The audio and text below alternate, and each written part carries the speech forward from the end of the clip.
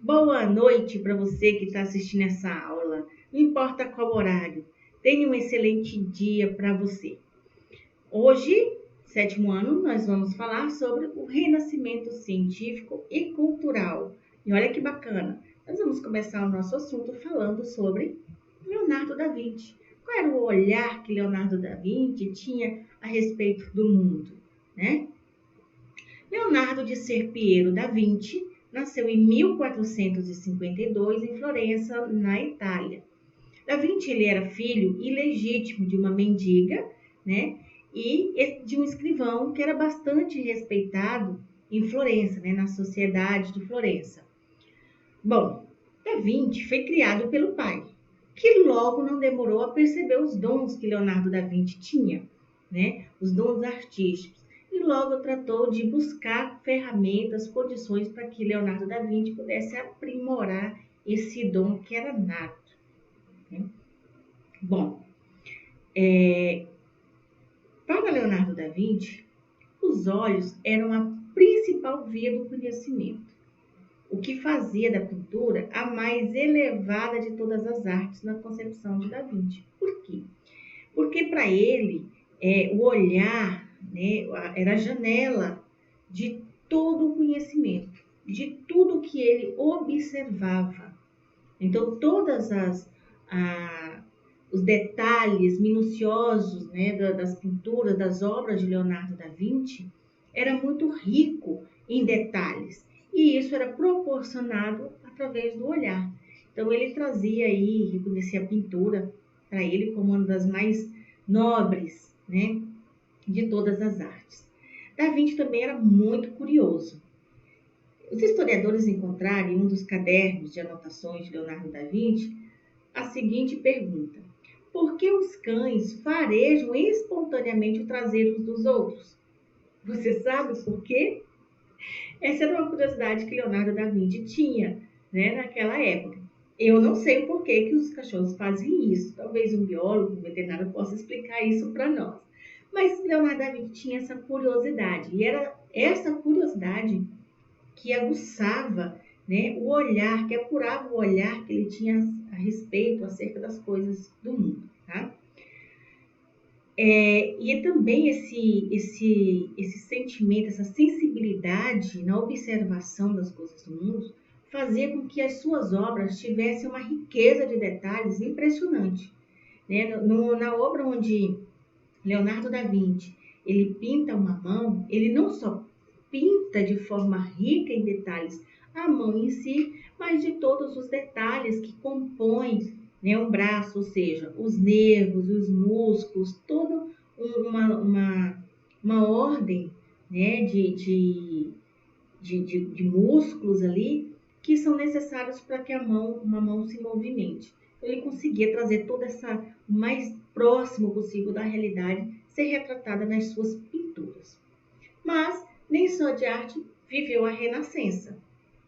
E houve um período de revolução cultural que foi impulsionada, né, pela prensa de tipos móveis e pelas grandes navegações. Ou seja, todo um registro histórico que era feito pelos monges, que eram manualmente, né, manuscritos que levavam dias e dias para poderem ser registrados, agora seria possível fazer de forma muito mais rápida através da tipografia, ou seja, os textos poderiam ser prensados de uma única vez.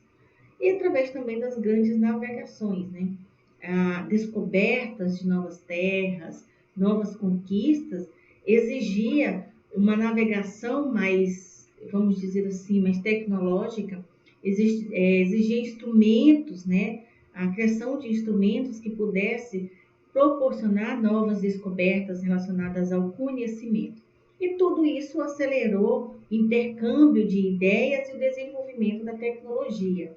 Essa necessidade fez com que as tecnologias viessem com muito mais força, né, transformando aí esse momento numa grande revolução cultural. Bom, as repúblicas da Itália, nessa época, sofriam grandes ameaças de invasões. Isso proporcionou abrir novos espaços para novas profissões, ou seja, a engenharia civil cresceu, a questão militar também cresceu, teve crescimento. E Da Vinci, como um bom observador, se destacando, Da Vinci não poderia ficar de fora dessa onda tecnológica. Então, todo o conhecimento que ele tinha a partir das observações e da retratação que ele tinha de mundo, né, fez com que ele servisse a nobreza italiana como arquiteto e engenheiro por muitos anos, né? Só que Leonardo da Vinci, ele foi muito mais longe para aquela época. O pensamento, o olhar, né, as ideias de Da Vinci estavam muito à frente daquela época. Bom, as observações de Leonardo da Vinci, né, acerca do mundo trouxe uma imaginação incrível, né? E Leonardo entrou fundo nessa ideia. Bom, Leonardo pensou: se com a ciência o homem era capaz de compreender o mundo, com a tecnologia ele poderia dominá-lo. E assim, Da Vinci desenhava coisas que só tornariam realidades nos séculos XIX e séculos XX. Da Vinci representava o homem voando, por exemplo, né? Então, séculos depois foi criado um avião. Então, era um homem a tempo, né, à frente daquela época, daquela sociedade. Bom, dentro desse processo, né, transformador do Renascimento, nós temos um período de transição feudal, né, da fase feudal para a Idade Moderna. E apresentou algumas mudanças, algumas rupturas que levaram a sociedade europeia a viver novas experiências. Bom, dentro dessas transformações, destaca-se o renascimento comercial, a formação dos estados nacionais e o renascimento científico e cultural, que é o nosso foco aqui no momento. Essas transformações, né, atingiram os setores da economia, da política e também da cultura.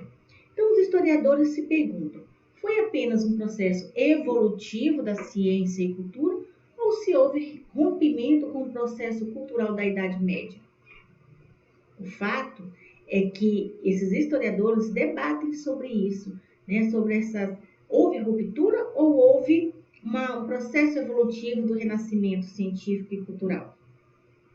O fato é que durante o processo transformador, a Igreja Católica não sofreu muitas consequências, né? Ou pelo menos sérias consequências com a queda do Império Romano. Pelo contrário, ela se tornou cada vez mais forte economicamente. Isso porque a Igreja Católica, né, o clero, ela sofria grande influência na sociedade europeia. Então, isso trazia,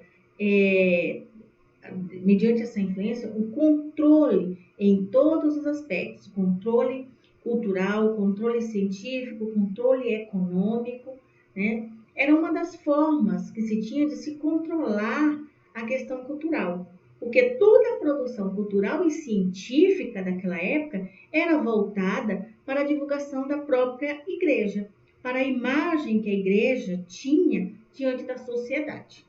Então, era uma forma de controle que a igreja, né, a Igreja Católica tinha sobre aquela sociedade europeia naquele período. Bom, continuando com o processo transformador do Renascimento, né, com o fim da Baixa Idade Média, no século XII, a Igreja Católica e o seu controle cultural sobre a sociedade passou a ser contestada, né? Aquelas explicações que a Igreja apresentava à sociedade é essa que passava por um processo de evolução, tá? De evolução, de maturidade acerca dos questionamentos, do entendimento, né, das mudanças que aconteciam na sociedade. Então, aquelas explicações que a Igreja Católica trazia para os fenômenos não mais deixavam a sociedade satisfeita. Eles queriam muito mais, eles começaram a entender, a compreender que existiam outras explicações para esses acontecimentos, para os questionamentos, né, para as perturbações da sociedade. Bom, o renascimento científico e cultural, né, ele envolvia ali as questões artísticas, políticas e a própria ciência. E elas passaram a ser entendidas de forma muito mais profunda, né, com um contexto muito maior do que aquele universo social que apresentava, né, que se encontrava na Europa. Então, a arte que não era apresentada para todos, né? As decisões políticas e as decisões e as descobertas científicas, né, eram abertas à sociedade e traziam questionamentos, né, indagações mais profundas acerca do entendimento disso. Bom, para os renascentistas, a Idade Média ela foi considerada um período de estagnação. Tanto é que ela também recebe o nome de Idade das Trevas. Bom, esse período de estagnação, né, é como eu acabei de falar para vocês, de mencionar.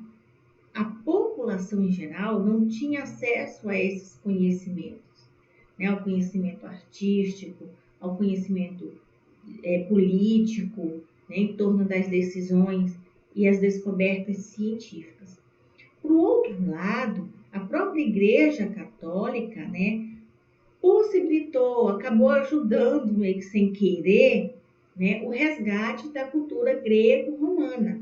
Então, facilitou a vida dos renascentistas na divulgação dessas ideias, né, porque todo o conhecimento grego-romano estava nas mãos da Igreja Católica, que com esse processo de questionamento acabou parando nas mãos dos renascentistas, ou seja, um material prontinho ali, né, e que ajudou na divulgação dessas ideias que os renascentistas tinham e que queriam divulgar, que queriam ampliar, fazer chegar a todos esse conhecimento, tá certo? Bom, todo esse processo de transformação ele foi decisivo para os fatos históricos, né, que aconteceram séculos mais tarde, a partir da Revolução Industrial, da Revolução Francesa, né, e mesmo no processo de colonização da América. Foram situações que contribuíram com esses processos. Por exemplo, na própria astronomia, né, Nicolau Copérnico trazia uma forma diferente de se pensar da Igreja Católica a respeito do mundo. A Igreja Católica dizia que a Terra era o centro do universo e propagava, ela divulgava essa teoria, né, geocêntrica para a sociedade. Nicolau Copérnico trouxe, né, diante dos seus estudos, que não era assim, né, que existia um outro astro que era o centro do universo, que era o Sol. E Galilei foi lá, a partir dos estudos de Nicolau Copérnico, né, ressaltou, endossou, comprovou essa teoria do Nicolau Copérnico com a teoria heliocêntrica, né, onde o Sol era o centro do universo e todos os astros giravam em torno desse universo. Galileu Galilei, por contestar as palavras, né, da Igreja Católica, a visão que a Igreja Católica tinha de mundo, ele foi julgado e condenado à fogueira, né, à Inquisição. Ou seja, ele só não morreu na fogueira porque ele foi obrigado a renunciar à sua teoria, a desmentir, né, a colocar-se em descrédito para não ser queimado na fogueira. Mas essa teoria, essa descoberta, perdura até os dias de hoje e é a teoria mais aceita e nenhum outro cientista conseguiu provar o contrário de Nicolau Copérnico e Galileu Galilei. Então, quais foram essas contribuições, né, para o surgimento do renascimento científico e cultural? Alguns fatores, como por exemplo, foi na Península Itálica que surgiu o renascimento científico e cultural. Várias condições foram fundamentais para que isso ocorresse. A Península Itálica, durante o feudalismo, foi uma região de entreposto entre o Ocidente e o Oriente. Ou seja, recebia diversas caravanas e pessoas de culturas variadas, o que contribuiu para o florescimento de suas cidades e, consequentemente, da burguesia, como Veneza Gênova, são exemplos desse fenômeno. Bom, outros fatores, né, outras condições que proporcionou o surgimento do renascimento científico e cultural foi a estreita relação entre economia e o renascimento.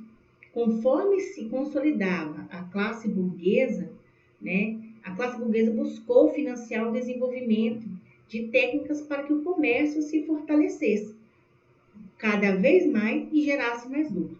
Então foi assim que surgiram os instrumentos usados nas grandes navegações, como o astrolabe, as caravelas, os mapas cartográficos e entre outros. Outro fator, né, outra condição foi a retomada da tradição cultural clássica, isto é, da cultura greco-romana, que também foi decisiva, pois a Península Itálica fazia parte do Império Romano. E o último fator foi o surgimento da figura política dos mecenas, que era um incentivador e financiador cultural e artístico.